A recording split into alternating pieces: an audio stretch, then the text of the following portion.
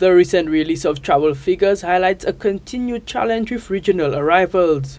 6,717 guests stayed over in St. Lucia during July.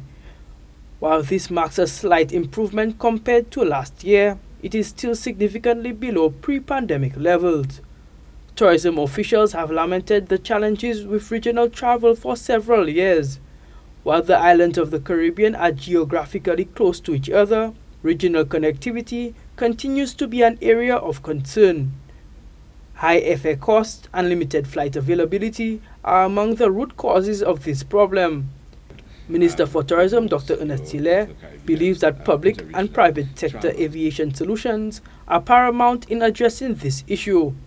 We're still hoping that the year 2020 can come on full steam and add to the number of seats. We continue to struggle as a region. Inter-Caribbean has been doing a fantastic job, but still have challenges.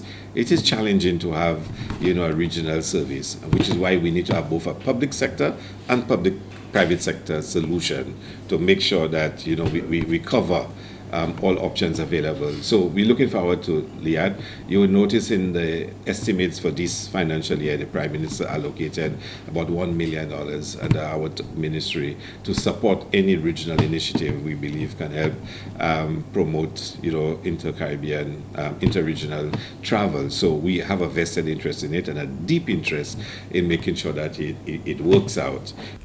Dr. Hilaire noted that a possible tax reduction for airlines may be on the cards to reduce costs at the next Regional Ministers of Tourism meeting. What can we do to reduce the cost of travel? And one idea is, of course, to reduce the taxes, because the taxes are quite, high. Whether or not we can look at the numbers and to do some modeling and to see whether we can reduce the level of the taxes and make a proposal to the Ministers of Finance to reduce the level of taxes in the hope that we'll have more persons traveling, and at what point does it become beneficial to reduce at to what level to allow more people to travel, how price sensitive it is in other words. I'm for one who supports the removal of taxes on interregional travel, but it's not as easy as that. But the fact is the numbers are not growing fast enough, but partly because of not just the costs, but also to just the availability of seats.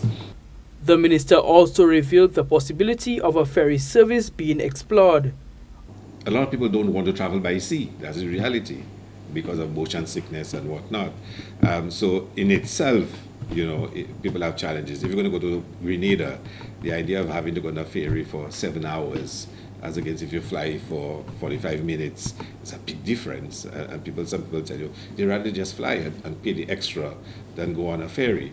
But the ferry has worked well, certainly with Martinique, Dominique and Guadeloupe, in the case of St. Lucia, especially Martinique and Guadeloupe. So a culture has developed of using the ferry between those islands. And because of the nature of the travel, business people don't really take the ferry. But if you go on an island, you go into a Dominica Creole Festival, you go and shop in Martinique, you and see your family, even medical treatment, persons will take the ferry. So it has worked well. It has not really proven to be equally attractive to go south of St. Lucia. But there is talk and possibilities being explored right now. St. Lucian tourism officials will hope that a solution to these challenges will come soon.